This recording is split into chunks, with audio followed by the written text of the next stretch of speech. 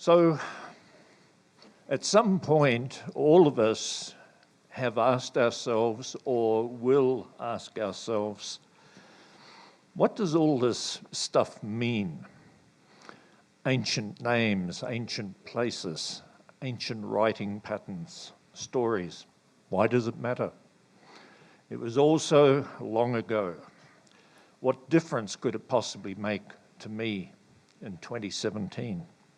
So I just want to remind you, nothing new, what the difference is.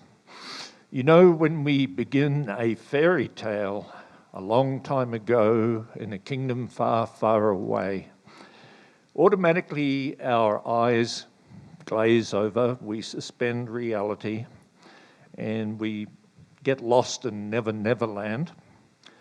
And that makes the giant climbing up the beanstalk and the wicked stepmother and the princess letting her hair down from the castle easier to accept. There's nothing to question, nothing to object to. It's just a story. And that would be fine and dandy if that's what the Book of Mormon was or is. We could read the Book of Mormon, especially to our children, as we tuck them into bed. Pleasant stories, morality plays, fiction. Nephi, I want to take you into the mind of Nephi just for a moment. He understood the importance of making his record real. And I say that with confidence because he actually wrote in his introduction to the first book of Nephi a description, an overview of what the book contained. And part of it, he says, they take their families and depart into the wilderness, their sufferings and afflictions in the wilderness. And then he says, the course of their travels. Why would he say that? Why would it be important to mention directions? Nephi knew that directions were vital to his record. And incidentally, his account goes on to record very specific directions for every stage of the journey until they reach the New World. So he fulfills his own statement by doing that. And he was not alone in doing that amongst the Book of Mormon record keepers. A great nation needs to have its setting incorporated into the account of its founding to make it real and to make sense to the reader. For example, Mormon, long after editing this huge collection of records, inserted about 570 words in Alma 22, clarifying the features of the land, because he realized that without some sort of place in the real world, it was too hard to follow. And so they have become part of nearly 1,000 passages in the Book of Mormon that have some geographical significance. Now, this morning I talked about the very beginning of the Book of Mormon and how it played out and how far we've come in understanding it. We have an almost complete and totally defensible geography for the old world setting. So I don't want to belabor that point, but what we now need to do, of course, is move on to the New World setting.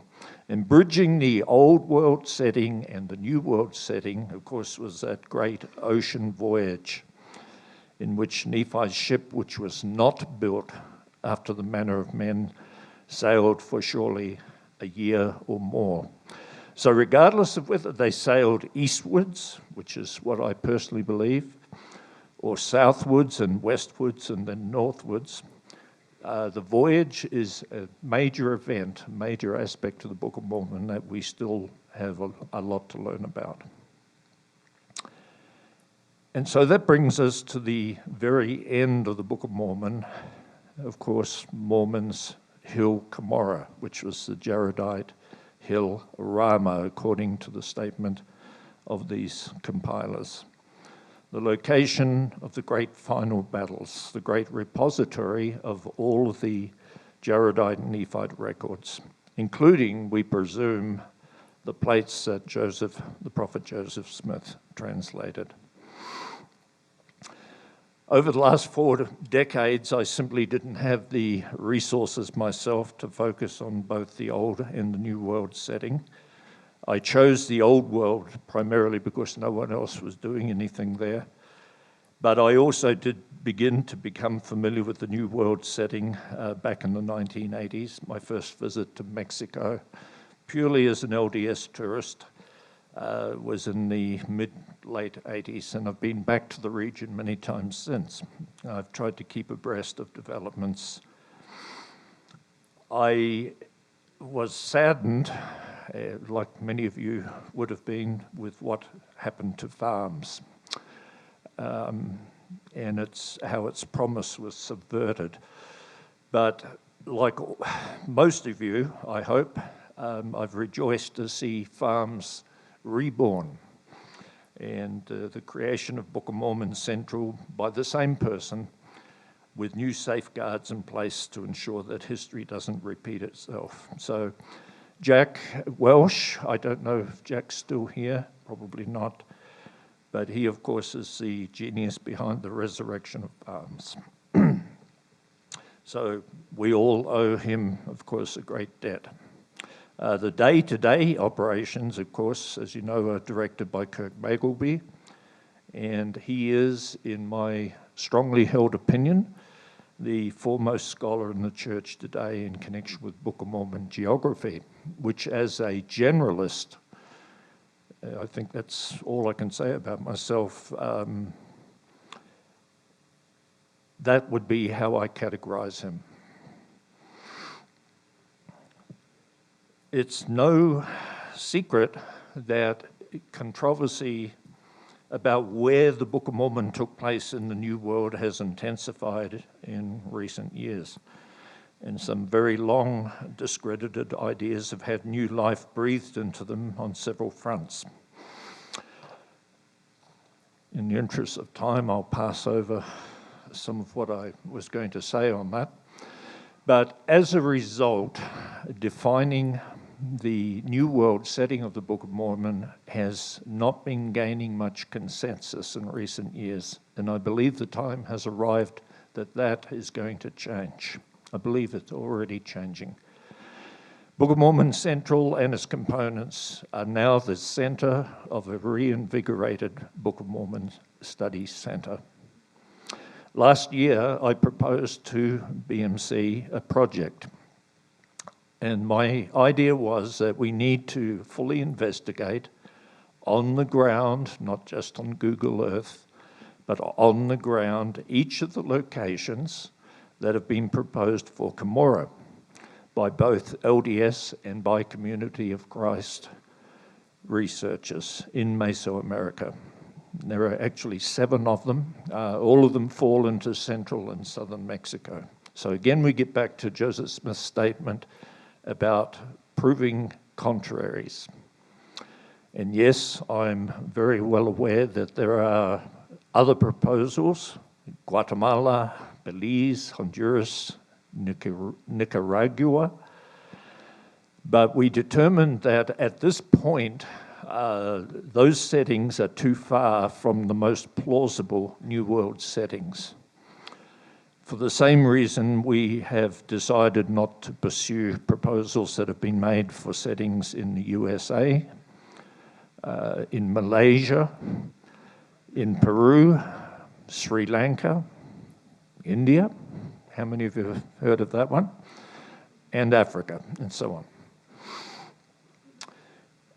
Now, these 7 Mesoamerican settings in Mexico have never all been visited, explored, and compared. At least 2 of them have never been visited, actually, by LDS researchers on the ground. And my thinking was simply this, that what worked with finding Nahom and what worked with finding Bountiful in the Old World should work in the New World.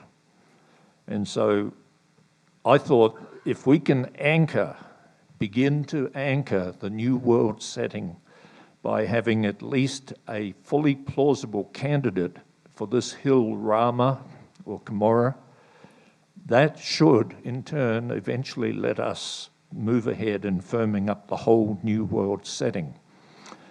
So obviously the first step was to define the scriptural criteria for Kimora, the descriptors of the hill that we find in the text.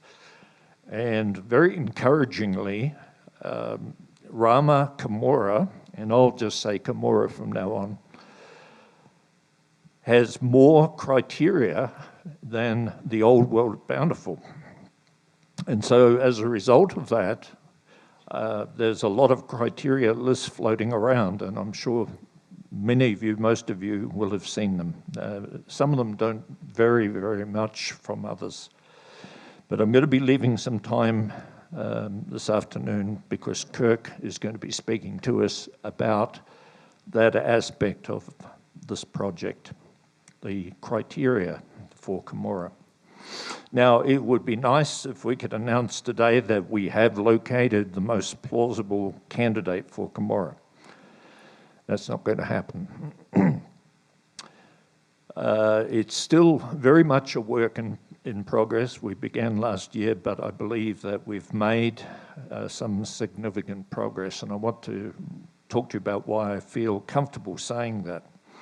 So first of all, last fall in October, we had our first team go to Central America and spend 3 weeks. And Alejandro, where is he? There he is down there, waving, was a part of the team. He provided guidance, driving, security, and so on, communication. So what we did, we began in the state of Tamaulipas, which is north of Veracruz, and it runs all the way up to the US border, where there are a lot of problems, but in the southern part of the state, we found it was quite safe. And the very first candidate hill that we went to was Cerro Bernal. This hill is quite unusual and quite striking, more so because it sits in the middle of a totally flat landscape for many, many miles. It's been proposed and is proposed by Jerry Ainsworth, and I haven't seen Jerry here today, but many of you will be aware of him and know of his writing. So it's an unusual peak. It's basically bare rock in a flat landscape, and it juts up about 2,000 feet. Now, around the base, you can see there's a layer of jungle. And I'm reliably informed, because there are 1 or 2 people here today who shall remain nameless, that if you can survive the jaguars and the man-eating spiders in the jungle, it's quite the climb. And no, we didn't attempt. Now, Jerry's thinking is that the plateau, rather than the bare summit, which can be climbed but only with extreme difficulty and great danger, that the plateau surrounding the hill is the place referred to in Mormon's account when he writes that after the great final battle, the 24 survivors beheld, quote, on the morrow, unquote, that the Lamanites had returned to their camps and they could see the thousands of their dead who had been slain.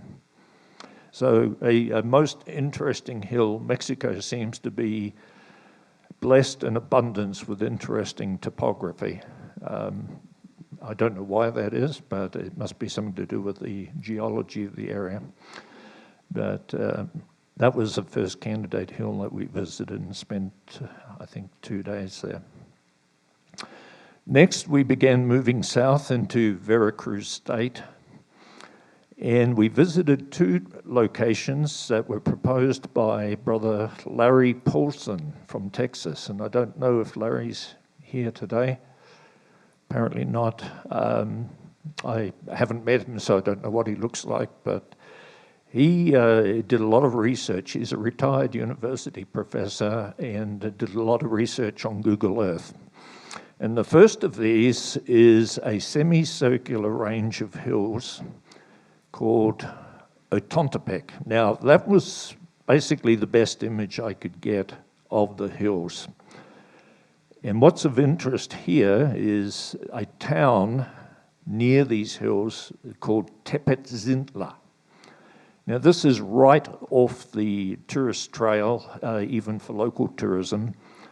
It's a very conservative, original, untouristy type of place. But the name Tepetzintla means something like Corn Mountain. And at this point, I hope all of the Spanish-speaking people will nod. Thank you. And that could be significant because the Book of Mormon hill Shim, where the records were stored before they were transferred to Kimora, has the meaning of Corn Hill. So somewhere near Kimora there must be a hill that could have been Shim or Corn Hill.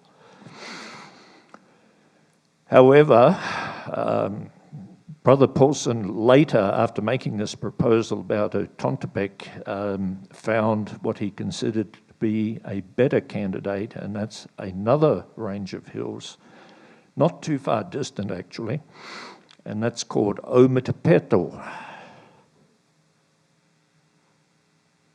These slightly more rugged, but what a beautiful place. When I got there, I felt this is where I want to come when I retire. The countryside is green, it's clean. Again, it's not spoiled by commercialism. The town in the center of it is called Misantla, if anyone knows the area. And we've got a couple of people here today who are from that general area. And the hills are actually quite impressive. We actually climbed the highest of these hills, Ometepeto. And in the second view here, and there you see, that's looking precisely south. That's the town of Misantla in the distance. Beautiful place, I can recommend it. No, I'm not selling real estate or anything, but if you ever want to go to somewhere untouched in southern Mexico, try that. The peak on the right, you see the very prominent peak there, that's called La Espadilla. And that has a small archaeological site called Pahil. And this is actually the legendary place where corn originated. So again, we have a potential connection with Corn Hill. Very, very enjoyable place. We had to drag our driver away from it to keep to our itinerary. We now move on to another hill, which is most interesting. This is Cerro Rabanne. This is actually in the state of Oaxaca. And if you know your Mexican geography, if you go down to southern Veracruz and then turn left to the west, you go into Oaxaca state. Now, Cerro Rabanne is probably the most impressive of these candidates visually. It's a part of a range of mountains, as you can see there, very high, almost permanently clouded over on the summit. And they have been proposed as the Hill Kimora by a Community of Christ group called the Hill Kimora Expedition Team. They have a website. They're based in Missouri. Now, they're around 6,000 feet high at the highest point. Now, the story behind this candidate and bringing us up to date is quite fascinating. Ultimately, this candidate resulted from explorations in Mexico by an RLDS archaeologist that some of you will have heard of, Neil Steed. Now, he's been poking around down there since the 1970s, and he took a tour group of RLDS people there in 2001. And they became very interested and decided to organize a group, the Hill Kimora expedition team, and began serious exploration the following year, 2002. And essentially, they've been going back at least once a year since then. Now, to bring it up to date, they have a website, so it's easy to follow. They now claim a bunch of other locations. In fact, almost everything in the Book of Mormon, New World setting, they claim that they have located. But to keep the focus on Kimora, they claim that there they have found Mormon's tomb, and they believe they found an inscription that may have been made by Moroni on a stone tablet. And they've even made a provisional translation of the tablet, and it's known by them as the Proclamation Tablet. So it's all very interesting stuff. I was not aware of it until last year when I began focusing on this. But what's interesting about Cerro Rabanne is the fact that it is honeycombed with limestone sinks and cave systems. That's just a close-up of that same picture. And that's a photograph inside of one of the caves. Now, one of the cave systems in particular, which is the one that appears there, goes down over 3,000 feet. It's still not completely explored.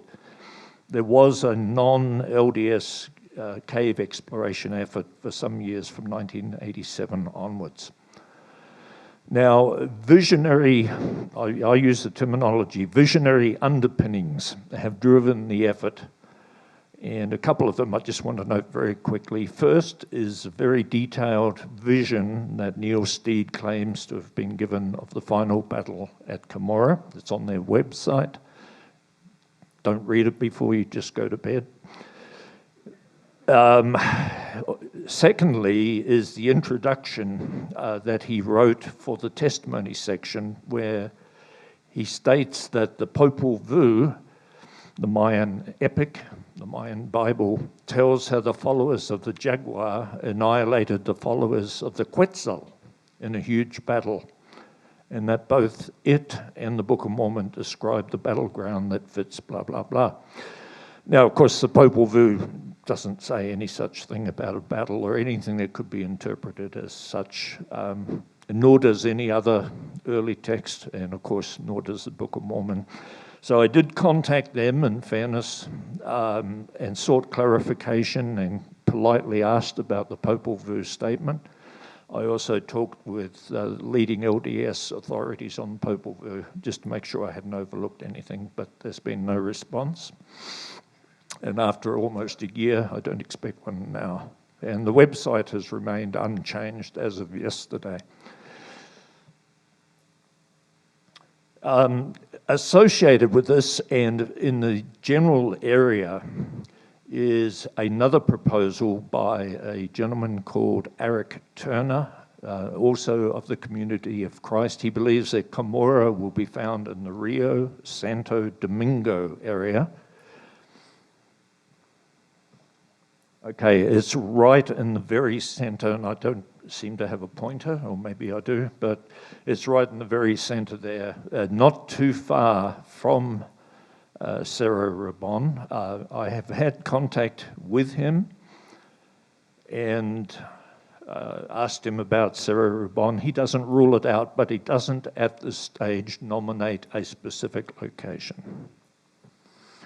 And that's just a picture of the lake system there, and this actually feeds into the Papaloapan system that goes all the way to the coast. And that's a view that not many of us would have seen. We've all seen pictures of the Papaloapan system, which is what we think is possibly Ripley-Ancam, but this is what it's like further inland. Now, this is one that all of you will have heard of, Cerro Vejia in Veracruz. Many of you will have visited it. It's been the favored candidate for the Hill Kimora amongst most LDS scholars for some years. That's a Google Earth vertical view looking directly down on the hill, and to the right you can see the town Santiago Tuxtla. Now, I'm not going to spend much time on that because so much is known about it. This is a view of the summit of the hill in one of the rivers, the Topango. Because it fits most of the criteria quite easily, it's been believed, it's believed to have been, let me say that again. It has been accepted quite readily as the probable hill Kimora. That's a view taken just on some of the lower slopes to give you an idea of the terrain and the vegetation.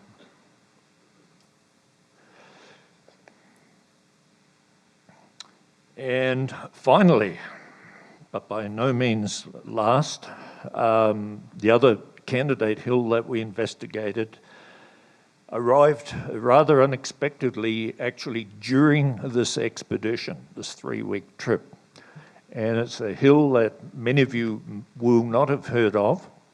It's Cerro San Martin, so it's a hill, San Martin Pahapan. Now, you need to be careful because there is a large active volcano called San Martin, normally Volcan or Volcano San Martin. This is not the same hill. Now there's again Google Earth with Cerro San Martin right in the middle, slightly up, and you can see it's quite near the coast. Now this is still in the Tuxtla area. Now this was first brought to our attention by Kirk. It's about 4,000 feet high. And what's interesting, I think, in many ways, is that historically and archaeologically almost nothing is known about it. I haven't found any archaeological studies yet. That's a view of the hill. So you can see it's large. And that's a view of it from the coast, from the seashore. So it's a very dominant hill. On the very summit of the hill, this monument, the statue was found, and you can see the original in the museum in Jalapa, which is probably the second premier museum in Mexico, second only to the Mexico City Museum. It's a statue it's an Olmec statue dated to approximately 1000 BC. And so the implications are quite interesting if this was to be the hill Kimora. Now, just as southern Oman has the only area of fertility on the Arabian coast and is thus the only possible area where Nephi is bountiful could be, I believe that the evidence thus far is that the Tuxtla volcanic plateau in southern Veracruz is the best example of the geographical and climatic features mentioned by Mormon and by Moroni in connection with the hill Rama or Kimora. And the pattern is the same in both places. Once you see it in that sense, they actually seem quite obvious. So here's a radar map of the Tuxtla Plateau. You'll notice Lake Catamarco in the middle, a large lake. To the right, you'll notice the isolated mountain. That's Pahapan. And if on the lower left, that's Cerro Vehia. And so both hills occupy a roughly corresponding position. Lake Catamarco, of course, many of you will have visited. It may well play into the Book of Mormon story quite significantly as a source of food, protein for a large number of people. And this is another map showing the same information from a different angle, vertical angle.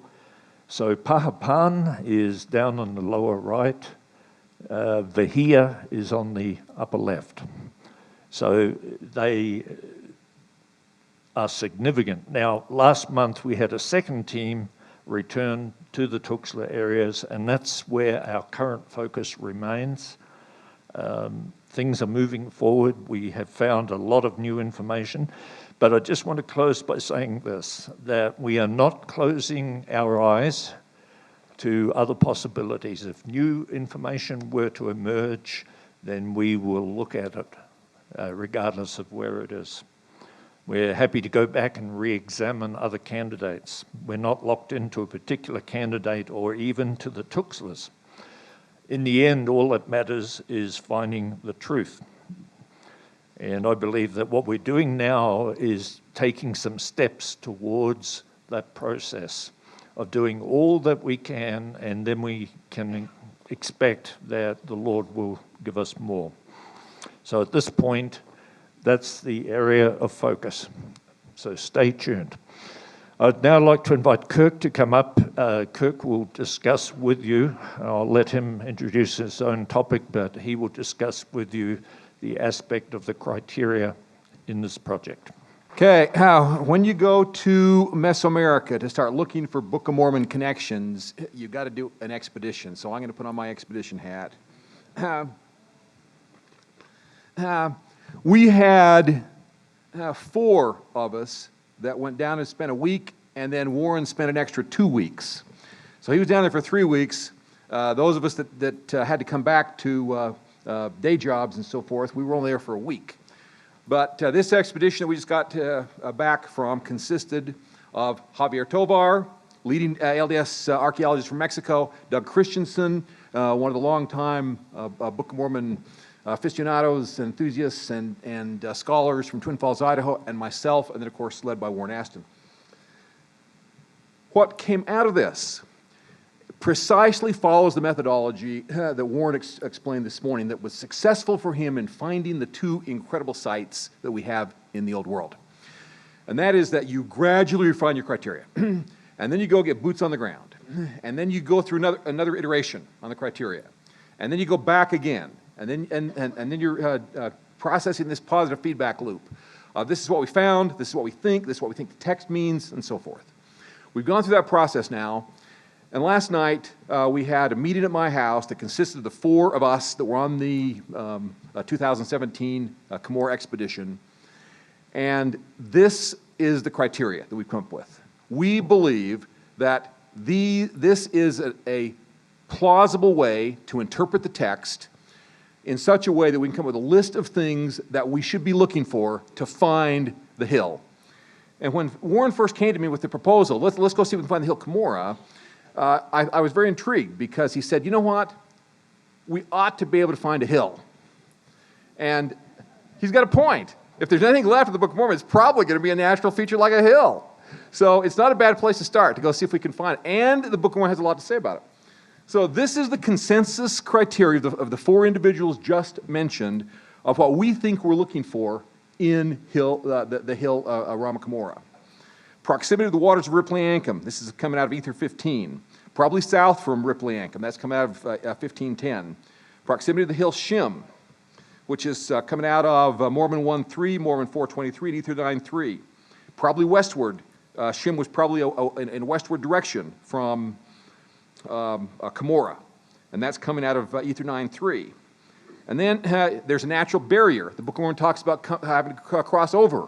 That's Mormon's shorthand for saying there's either a river or a mountain between these 2 points. You have to cross over something to get from Shim to Kimora. That's Ether 9.3. Then there was some sort of a comparative advantage to the Nephites in being around Hill Kimora, which is why Mormon says we did seek for some kind of advantage over the Lamanites. And that's coming out of Mormon 6.4. Well, what could those advantages be? This is the consensus now of this particular group of what those advantages would have been. Number, a military strategy and tactics, topography, sight lines, transportation corridors, impassable areas such as swamps, land cover, trees, seasonality, military equipment, access to weapon-grade material, chert, obsidian, that type of thing. Logistics, the carrying capacity of the land, the effort required to feed, clothe, and house the Nephite population, therefore giving them some extra time to go up and build fortifications or to arm themselves or whatever. Culture, allies, potential allies, which the Nephites had none of at the end. Traditions, taboos, the ecology, dependable rainfall, the fact that there's an intrinsic advantage to the defenders, which they then had, and the no need for long supply lines. It's important to look for an area that would have had two enemies. We should be able to define what those two enemies were, because Mormon is explicit there in the end, saying in Mormon 1:18, 2:8, 2:27, 2:28, Mormon 8:9, all talks about two different enemies, the Lamanites and the robbers. Eastward from the hill is the sea. That's coming out of Ether 9:3. We determined that Kimora is probably quite close to the sea. There's probably not a great deal of distance in between that. And that's coming out of our interpretation of Ether 9:3 in two different senses. Number one, the fact that there is no crossover involved, as there had been in the previous two phrases.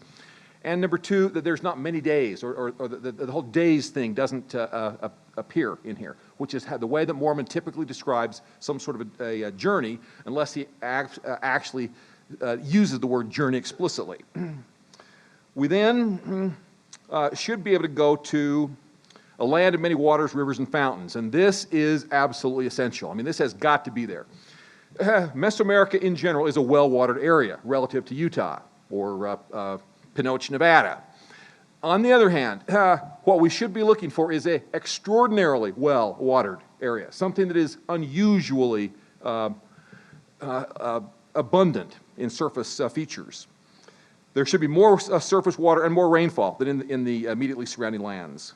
Then fountains was interesting, because it turns out that fountains could be springs. There's certainly lots of springs in the part of the world that we're looking at, but they could also be waterfalls. And there are some folks down there locally who do call a fuente a waterfall, a cascada or salto de agua. We should find evidence of two cultures in the area. The Jaredites and the Nephite/Lamanites. We don't think that Nephite culture will be very distinguishable from Lamanite culture. So we tend to put those two together and say Nephite-Lamanite was one culture, Jaredite was another. But there should be two cultures in the area, probably two languages, and there might be two physical types or racial types in the actual physical features of the people today. Furthermore, the older of the two cultures, in our case the Jaredites, was larger demographically. We get that from Ether 15:2. Both cultures should have been literate. We get that from Mormon 2:17, Ether 1:2. This was a hill, not a mountain. We think that's a very important distinction, and we think there are other hills that are mentioned, other mountains that are mentioned in the text, and we should be able to distinguish what are the different factors between what constitutes a mountain as opposed to a hill. So we're getting this out of Ether 15:11, Mormon 6:2. We would expect that there may be mountains nearby, which would offer the sort of a visual contrast that Mormon is famous for in his text. Kimora is always referred to in the singular, implying some sort of a self-contained or an isolate or some kind of a discrete feature as opposed to a part of a continuous chain. We know we're in the land northward, so whatever geographic model we come up with has to have this thing located in the land northward. We would expect a la Jerry Ainsworth, Jerry Grover would expect a land susceptible to volcanic and or seismic activity, 3 Nephi chapter 8. However, there's a lot of ashfall in the area of the Tuxtlas. And so we would also expect that this would be an area not subject to an active volcano, which could then come in and completely cover over the Nephite repository. We don't think Mormon would have located a repository in a place that was going to be, in the next few hundred years, likely to be completely covered over with sort of Mount St. Helens kind of an ashfall. And there's a lot of that going on in this area. The hill was a significant landmark in the sense that both the Nephites and Lamanites knew to go there from a long distance at the appointed day. There were two names associated with this hill, which again implies it's a significant place. We think the hill was of medium height, tall enough so the survivors had cover and views of the large field of battle, as in Mormon 6:11, but low enough that wounded men could climb it in a few hours and view the destruction at lower levels of elevation, as also in Mormon 6. We think the hill was generally circular in shape. That we get that from Mormon 6:4. There was probably some symmetry to the actual shape of the hill. And there was probably some steepness, verticality, especially at the top. And we're getting that from our interpretation of the likely scenario at the end where we have the survivors climbing up and then being able to see a broad field. Now this is important. There's a certain space that this hill must occupy. The hill was large enough to accommodate, as a minimum, 500,000 people in the vicinity, in the area of battle, because we had 230,000 actually mentioned in the text, and then we had many more of that coming in from the invading forces between the combination of the robbers and the Lamanites. We then have, we possibly could have up to 750,000 people needed to be accommodated. There's a certain amount of size, and that's going to be somewhere north of 1,000 hectares, and could be up as high as in the neighborhood of 2,000 hectares minimum that we've got to be able to find in the hill, which completely rules out lots of hills that have been proposed. They're way too small. We then have a bunch of other stuff, population density, caves.